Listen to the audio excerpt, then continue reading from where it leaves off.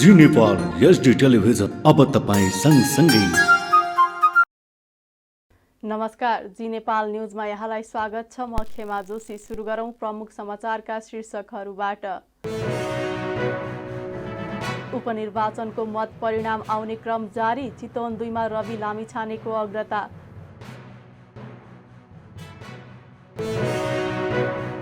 Budget मार्फत जनतालाई सम्बोधन गर्ने कार्यक्रम ल्याउन कांग्रेसका सांसदहरूको सुझाव। ठूला राजनीतिक दलप्रति नागरिकले चासो नदेखाएको कांग्रेस सभापति देउवाको भनाई।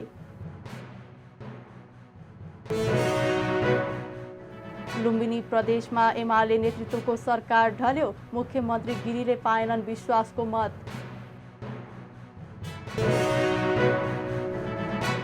सुडानमा 413 जनाको मृत्यु भएको विश्व स्वास्थ्य संगठनद्वारा पुष्टि। युद्धमा बालबालिकाले ठूलो मूल्य चुकाउनु परेको उल्लेख। र साउदी अरेबियासँगको खेल रद्द भएसँगै नेपाल सेमी फाइनलमा प्रवेश। नेपाल 3 खेलमा 5 अङ्कसहित समूह 1 को शीर्ष स्थानमा। अब समाचार विस्तारमा। आइतबार उपनिर्वाचन सम्पन्न भएका 12-2 चितवन 2 र तनहुँ 1 मा धमाधम मतगणना जारी छ।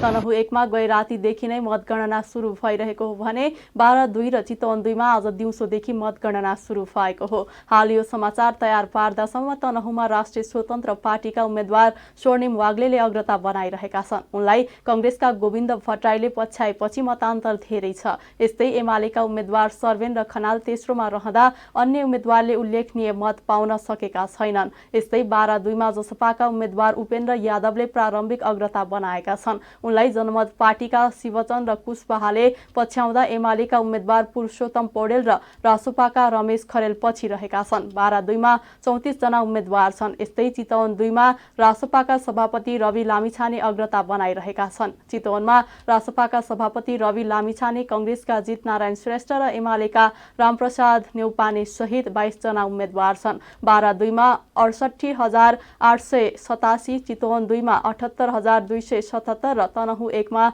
63,757 मत खसेको थियो। 12-2 को शिक्षा तालिम केन्द्र कलैया, चितवन 2 को उद्योग वाणिज्य संघको हल भरतपुर र तनहुँ 1 को जिल्ला समन्वय समिति परिसर दमोलीमा मतगणना भइरहेको छ।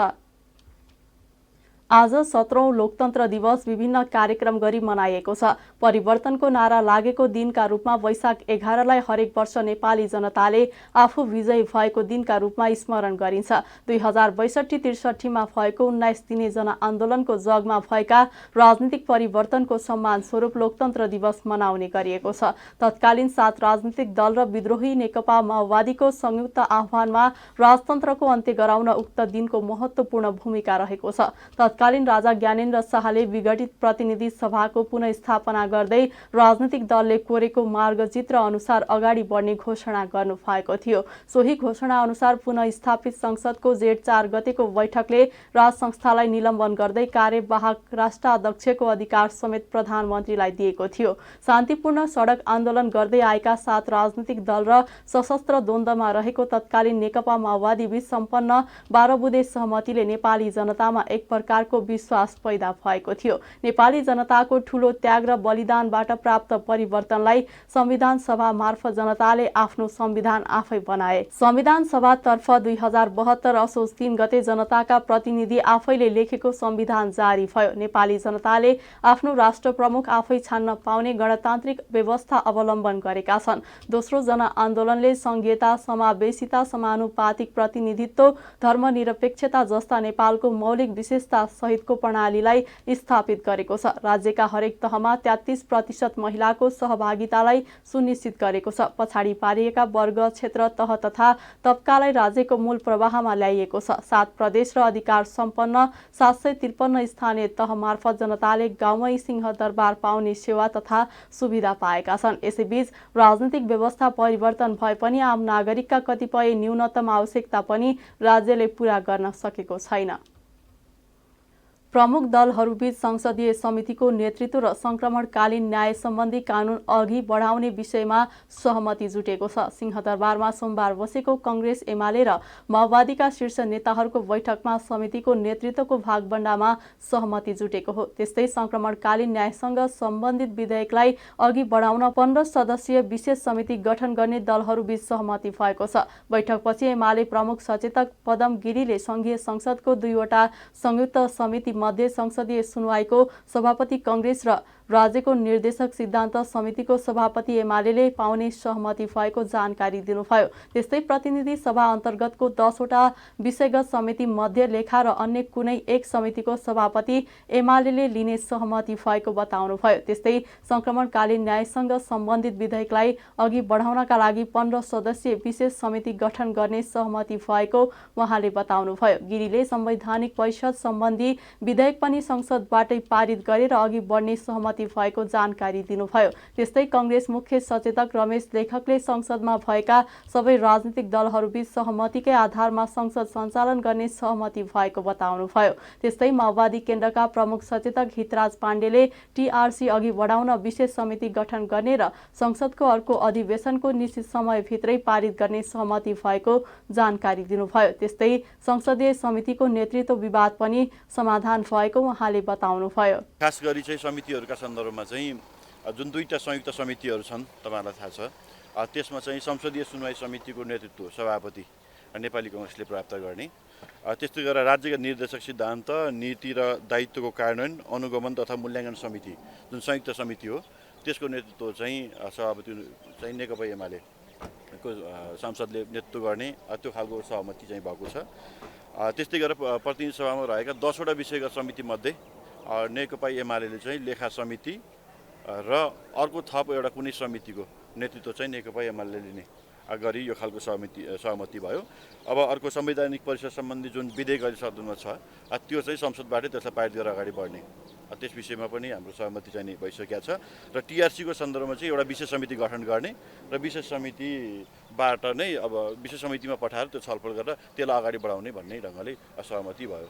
जे आज मेजर इस्युजहरू थिए ती विषय टुङ्गो लागेको छ। कस्तो कति सदस्य भन्ने के विशेष समिति 15 सदस्य हुन्छ।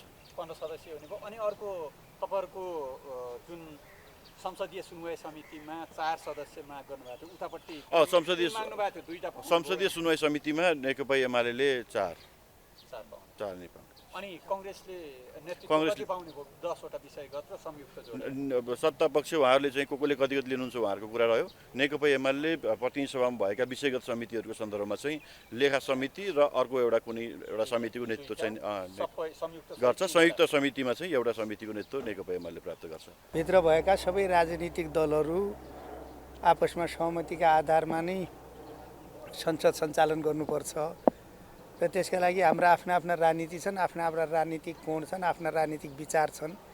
तर संसद सञ्चालनको विषयमा सबैले चाहिँ त सहमतिकै आधारमा संसद सञ्चालन गर्नुपर्छ भन्ने आशयका साथ सहमतिमै संसद सञ्चालन गर्ने गरेर विषयवस्तुलाई टुङ्ग्याएका छौँ। आज शीर्ष तहको बैठक बसेर अब हामी सहमतिका साथ अगाडि जाने भन्ने विषयवस्तु भएको छ। यसका लागि हामीले यतिन्जेलसम्म बाँकी रहेका जति विषयवस्तुहरू थिए तिनलाई सबैलाई व्यवस्थित गरेर अगाडि बढाउने भनेर भन्नुभएको छ। त्यो मध्ये टीआरसीको हाम्रो जुन थियो त्यो एउटा विशेष समिति बनाउने, त्यो 15 सदस्यीय हुने र त्यसका माध्यमबाट अब अर्को अधिवेशनको एउटा निश्चित समयमा त्यसलाई पारित गरेर लैजाने एउटा विषयवस्तु यो भएको छ। यसको साथसाथै हाम्रो संयुक्त समितिहरू 2टा थिए, त्यो 2टा मध्ये हाम्रो संसदमा भएका 2वटा ठुल्ठुला दलले एउटा लिने, एउटाले अर्को लिने।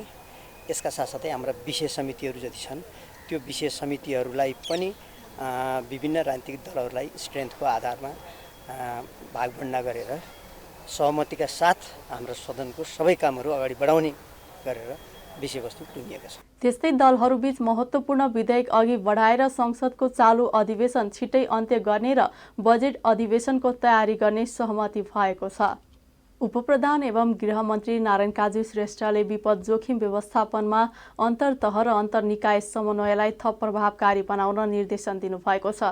सोमबार काठमाडौँमा गृह मन्त्रालयले आयोजना गरेको विपद जोखिम व्यवस्थापन नीतिगत व्यवस्थादेखि अभ्याससम्म विषयक राष्ट्रिय कार्यशालामा श्रेष्ठले संविधानले विपद व्यवस्थापनलाई सबै तहको साझा जिम्मेवारीमा राखेको भन्दै विपद जोखिम व्यवस्थापनमा अन्तर्तह र अन्तर्निकाय समन्वयलाई थप प्रभावकारी बनाउन निर्देशन दिनुभएको हो। उहाँले स्थानीय तहलाई विपद व्यवस्थापन कोषलाई राहतमा मात्र केन्द्रित नगरी दीर्घकालीन व्यवस्थापनमा जोड दिन सुझाव दिनुभयो। श्रेष्ठले विपद जोखिम न्यूनीकरणका साथै रोकथामका लागि आधुनिक सूचना प्रविधिको प्रयोग अधिकतम प्रयोग गर्नुपर्नेमा जोड दिनुभयो। पुनर्निर्माण र पुनर्स्थापनामा प्राधिकरणसँगै शहरी विकास मन्त्रालय, ऊर्जा जलस्रोत तथा सिँचाइ मन्त्रालय, कृषि तथा पशुपन्छी विकास मन्त्रालय र वन तथा वातावरण मन्त्रालयले जिम्मेवार भई समन्वयात्मक भूमिका निर्वाह गर्नुपर्ने उहाँको भनाइ छ।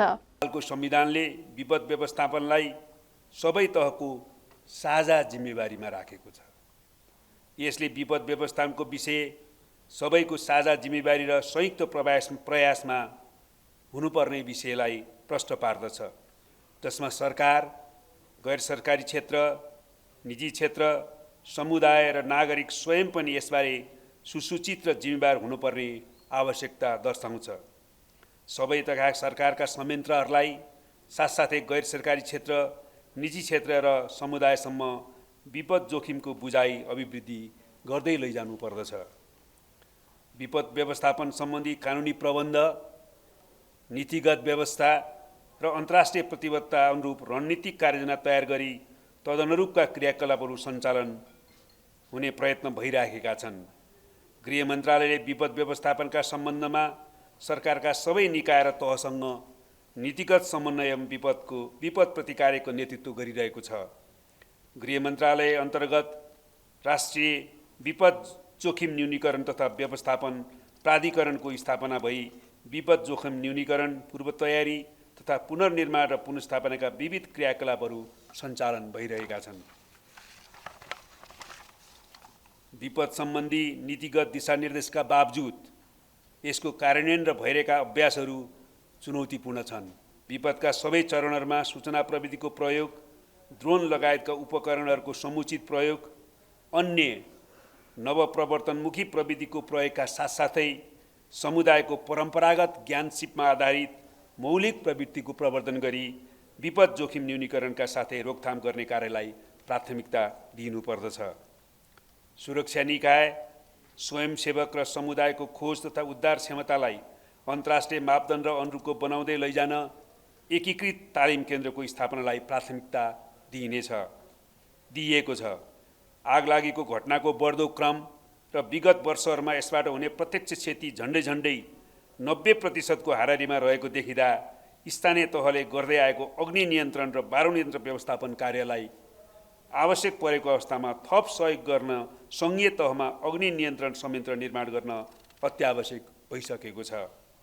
विपद प्रभावित क्षेत्रको पुनर्निर्माण र पुनर्स्थापनामा प्राधिकरण मात्र नभई शहरी विकास मन्त्रालय, नदी नियन्त्रणका लागि ऊर्जा जलस्रोत र सिँचाइ मन्त्रालय, कृषि बालीमा पुग्ने क्षति न्यूनीकरण र जलवायु अनुकूलित कृषि बाली प्रवर्धनको लागि कृषि तथा पशुपक्षी विकास मन्त्रालय, जलवायु अनुकूलन कार्यक्रमलाई विपद जोखिम न्यूनीकरण र रोकथामका कार्यक्रममा लगानी प्रवर्धन गर्न वन तथा वातावरण मन्त्रालयले जिम्मेवार भई समन्वयात्मक भूमिका निर्वाह गर्नुपर्ने हुन्छ। विकास निर्माणलाई विपद संवेदनशील बनाई भवन आधारसिताको उचित कार्यान्वयनमा जोड दिँदै विपद व्यवस्थापन कोषलाई राहतमा मात्र केन्द्रित नगरी जोखिम न्यूनीकरण, विपदका समयमा आवश्यक खुला स्थानहरू पहिचान र विकास जस्ता दीर्घकालीन महत्त्वका अत्यावश्यक कार्यहरूमा परिचालन गर्नुहुन म स्थानीय तहका पदाधिकारीहरूलाई समेत विशेष अनुरोध गर्न चाहन्छु। कार्यक्रममा विज्ञहरूले प्राकृतिक जोखिमका हिसाबले नेपाल उच्च जोखिममा रहेकाले पूर्व तयारीका लागि सबै सरकारवालाहरूले ध्यान दिनुपर्नेमा जोड दिएका थिए। नेपाली कांग्रेसका सांसदहरूले बजेट मार्फत जनतालाई सम्बोधन गर्ने कार्यक्रम ल्याउन सुझाव दिएका छन्। संसद भवन नयाँ बानेश्वरमा सोमबार बसेको कांग्रेस संसदीय दलको बैठकमा उनीहरूले जनतामा सरकारलाई प्रभावकारी रूपमा लैजान जनताको आशा अपेक्षा अनुसारको बजेट निर्माण गर्न सुझाव दिएका हुन्। बजेटमा सरकार कसरी प्रस्तुत हुँदैछ र अर्थ मन्त्रालयको तयारी कस्तो छ भन्ने बारेमा सांसदहरूको चासो रहेको अर्थमन्त्री डाक्टर प्रकाश शरण महतले जानकारी दिनुभयो। उहाँले अहिलेको मुलुकको अर्थतन्त्रको अवस्था, राजस्वको परिस्थिति र कस्तो समस्या र सीमामा रहेको भन्ने बारेमा बैठकमा जानकारी गराएको बताउनुभयो। नेपाली कांग्रेस पार्टीको संसदीय दलको मिटिङ आज भयो। त्यसमा अहिले यो आउने बजेटमा सरकार कसरी प्रस्तुत हुँदैछ, अर्थ मन्त्रालयले के गरिराखेको छ भन्ने स्वाभाविक रूपमा सांसद साथीहरूको जिज्ञासा हुने भयो।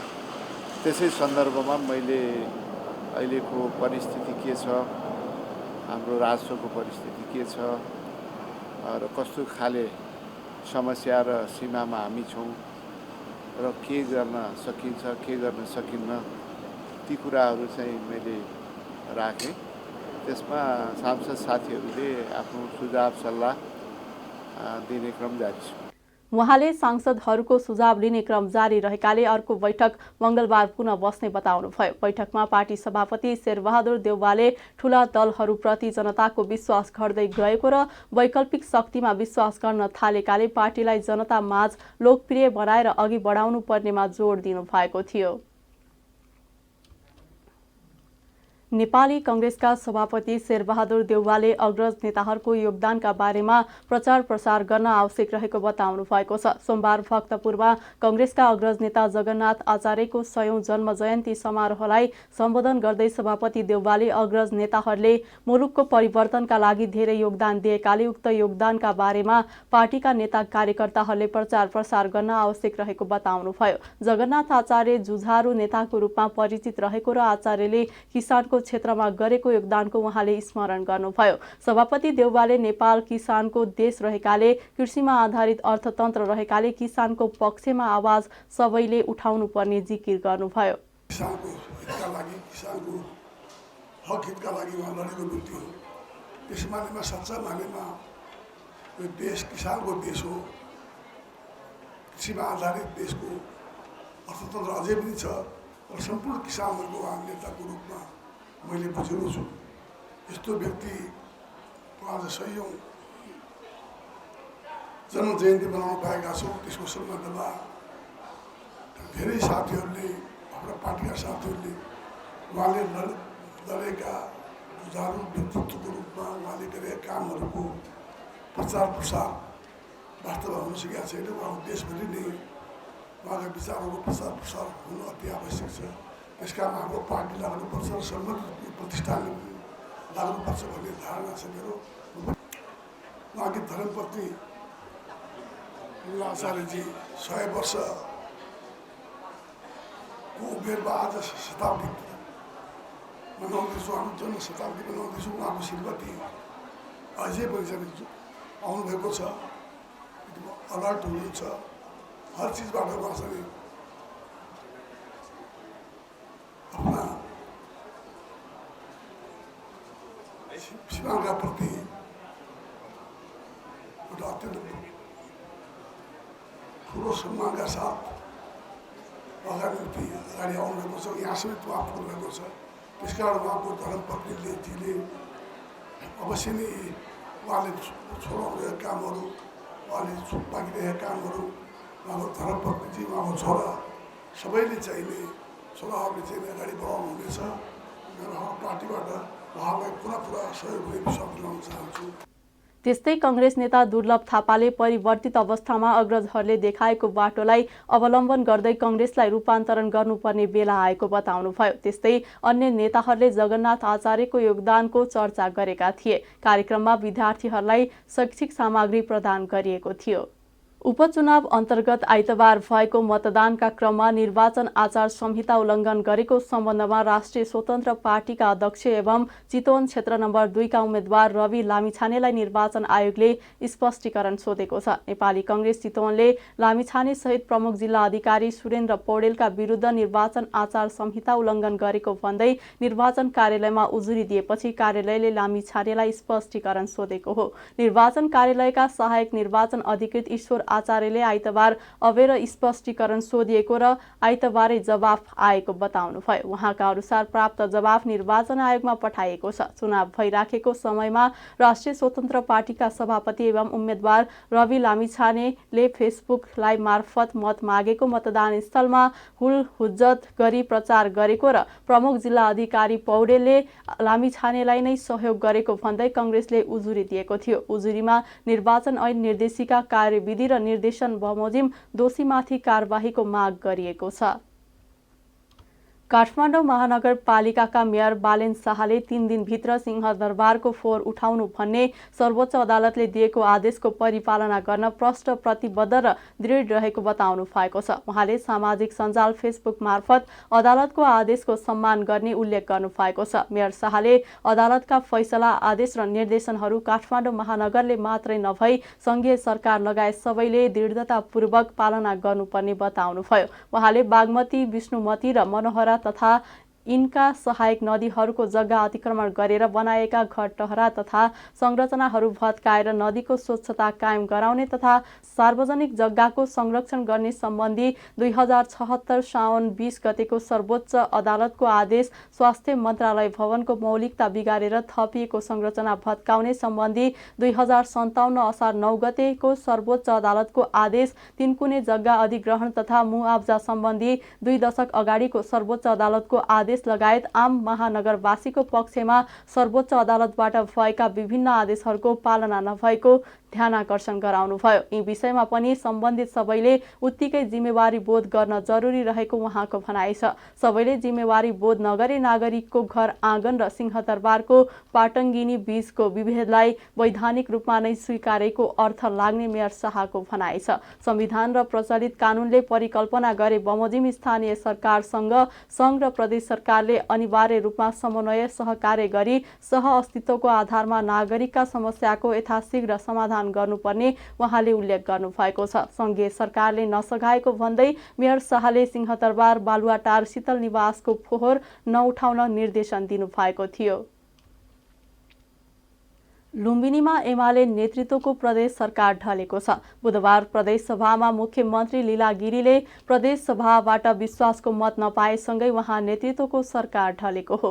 प्रदेश सभामा मुख्यमन्त्री गिरीले राखेको विश्वासको मत सम्बन्धी प्रस्तावको पक्षमा 33 र विपक्षमा 53 मत पर्यो। यससँगै मुख्यमन्त्रीको विश्वासको मत सम्बन्धी प्रस्ताव अस्वीकृत भएको हो। लुम्बिनी प्रदेशमा 87 जना सांसद रहने प्रावधान रहेको छ भने मुख्यमन्त्रीलाई सत्ता टिकाइ राख्न 44 सांसदको आवश्यक रहेको थियो, तर उहाँले बहुमतका लागि आवश्यक भन्दा कम मत पाउनु भएको हो। आजको मतदानमा 1 सांसद भने उपस्थित भएनन्। यसअघि विश्वासको मत नपाएपछि सुदूरपश्चिम र गण्डकीमा पनि एमाले नेतृत्वको सरकार ढलेको थियो। सुदूरपश्चिममा एमाले सरकार ढलेर कांग्रेस नेतृत्वको सरकार बनेको छ भने गण्डकीमा नयाँ सरकार बनाउन छलफल चलिरहेको छ। अब कोशी प्रदेशमा मात्रै एमाले नेतृत्वको सरकार बाँकी रहेको छ।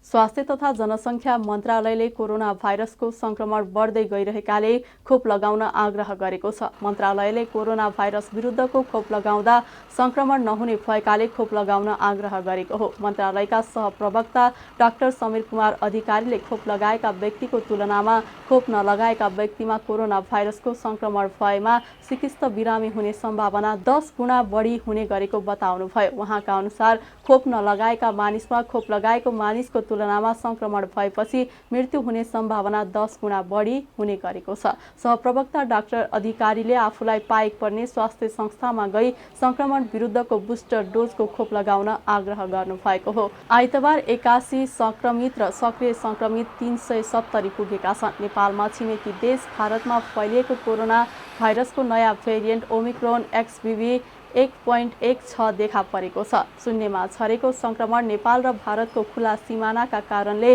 संक्रमित नेपाल प्रवेश गर्नाले फैलिएको हो। अहिले विभिन्न स्वास्थ्य संस्था र स्थानीय तहले कोरोना भाइरस विरुद्धको खोप प्रदान गरिरहेका छन्। काठमाडौँमा वीर अस्पताल, शुक्रराज ट्रपिकल तथा सरुवा रोग, पाटन स्वास्थ्य विज्ञान प्रतिष्ठान, त्रिवी शिक्षण अस्पताल, वीरेन्द्र सैनिक अस्पताल, नेपाल सशस्त्र प्रहरी बल अस्पताल, परोपकार प्रसुति तथा स्त्री रोग अस्पताल, नेपाल प्रहरी अस्पतालमा नियमित पहिलो मात्रा, दोस्रो मात्रा र बुस्टर डोज खोप लगाइरहेका छन्। सिन्धुलीमा आज बिहान भएको आगलागीबाट 4वटा घर जलेका छन्। कमलामाई नगरपालिका 2 को चियाबारीमा राजकुमार श्रेष्ठको घरबाट सुरु भएको आगोले कौशल थापा, योगबहादुर थापा र गंगा बहादुर थापाको घर जलेको जिल्ला प्रहरी कार्यालय सिन्धुलीले जनाएको छ। राजकुमार श्रेष्ठको घर भाडामा लिएर व्यापार चलाउँदै आएकी अम्बिका बुढा थोकीले पूजापाठ गर्न दियो बालेर छाडेका बेला त्यहीबाट आगो सल्किएको हुन सक्ने प्रहरीको प्रारम्भिक अनुसन्धान देखाएको छ। आगलागीमा परि नगद, गरगहना, पसलका सामान, खाद्यान्न, लत्ता, कपडा लगायत जलेर नष्ट हुँदा 1 करोड 16 लाख रुपैयाँ भन्दा बढी धनमालको क्षति भएको प्रहरी नायब उपरीक्षक डीएसपी चिरञ्जीवी दाहालले जानकारी दिनुभयो। अब अर्थ समाचार। शेयर बजार आज सामान्य बढेको छ। शेयर बजार परिसूचक नेप्से आज 2.71 अङ्कले बढेर 1888.32 बिन्दुमा पुगेको छ। आज बैंक, होटल तथा पर्यटन लगानी र निर्जीवन बीमा समूह बाहेकका समूहको शेयर बढ्दा जीवन बीमा उत्पादन र विकास बैंक समूहको शेयर दोहोरो अङ्कले बढेको छ। बजार सामान्य बढे पनि कारोबार रकम भने घटेको छ। आज 270 वटा कम्पनीका 22,60,000 किता शेयर 75 करोड 13 लाख रुपैयाँमा कारोबार भएका छन्। हिजो आइतबार 82 करोड 85 लाख रुपैयाँको कारोबार भएको थियो। आज सबैभन्दा धेरै कालिचोक दर्शन लिमिटेडको 8 करोड 81 लाख रुपैयाँ बराबरको शेयर किनबेच भयो। आज सबैभन्दा धेरै पिपुल्स पावर लिमिटेडको शेयर 8% भन्दा धेरैले बढेको छ। समग्रमा बजार बढे पनि कालिचोक दर्शन लिमिटेडको शेयर 9% भन्दा धेरैले घटेको छ। नेपाल सरकारले सोमबार ट्रेजरी बिल मार्फत 20 अर्ब रुपैयाँ आन्तरिक ऋण परिचालन गर्ने भएको छ।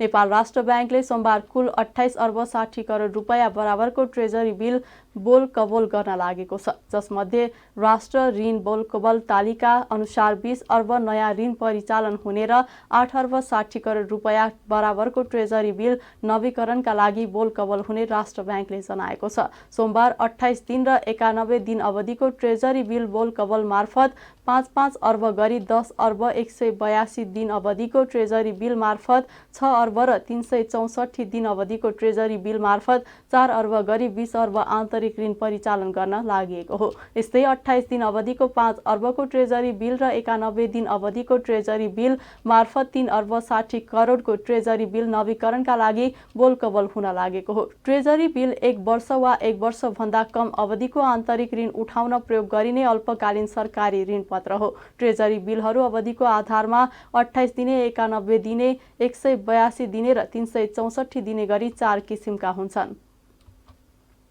अब अन्तर्राष्ट्रिय समाचार। विश्व स्वास्थ्य संगठन WHOले सुडानमा जारी द्वन्द्वमा सोमबार बिहानसम्म 413 जनाको मृत्यु भएको जनाएको छ। संयुक्त राष्ट्र संघीय बाल निकाय युनिसेफले युद्धमा बालबालिकाले ठूलो मूल्य चुकाउनु परेको जनाएको छ।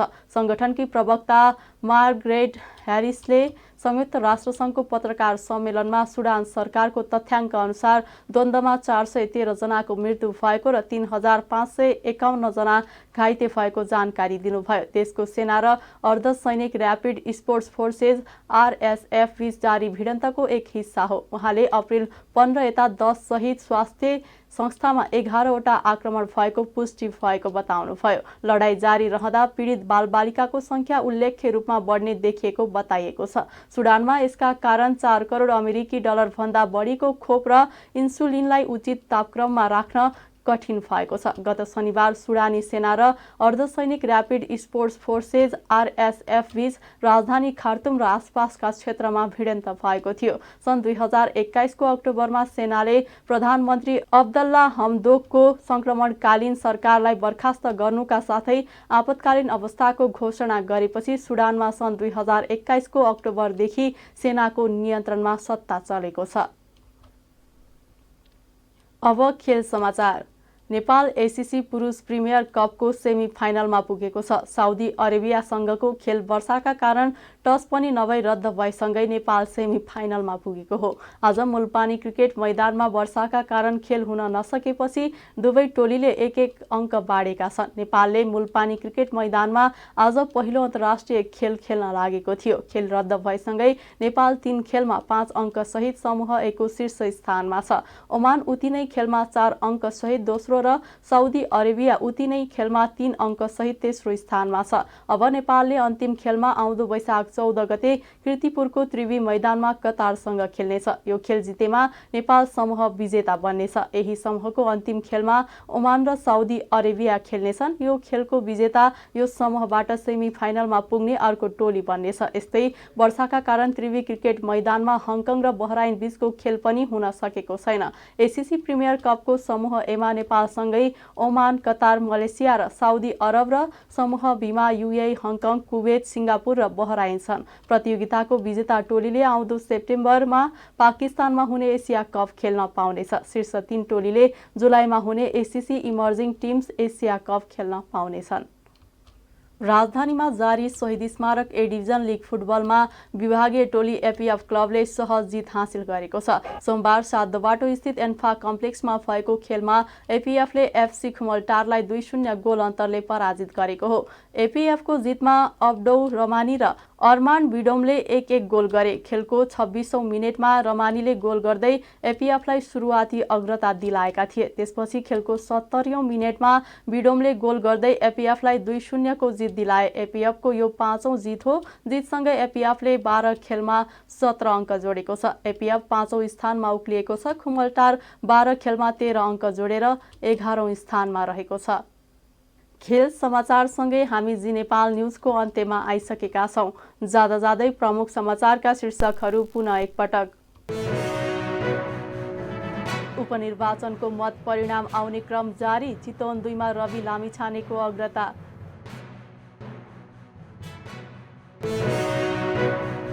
बजेट मार्फत जनतालाई सम्बोधन गर्ने कार्यक्रम ल्याउन कङ्ग्रेसका सांसदहरूको सुझाव। ठूला राजनीतिक दलप्रति नागरिकले चासो नदेखाएको कङ्ग्रेस सभापति देउवाको भनाई।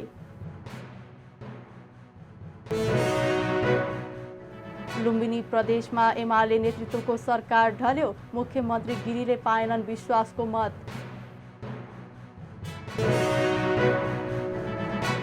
सुडानमा 413 जनाको मृत्यु भएको विश्व स्वास्थ्य सङ्गठनद्वारा पुष्टि। युद्धमा बालबालिकाले ठूलो मूल्य चुकाउनु परेको उल्लेख। र साउदी अरेबियासँगको खेल रद्द भएसँगै नेपाल सेमी फाइनलमा प्रवेश। नेपाल 3 खेलमा 5 अङ्क सहित समूह A को शीर्ष स्थानमा। प्रमुख समाचारका शीर्षकसँगै अहिलेका लागि जी नेपाल न्युज सकियो। ताजा समाचार र मनोरञ्जनका लागि जी नेपाल 4K टेलिभिजन हेर्दै गर्नुहोला। नमस्कार।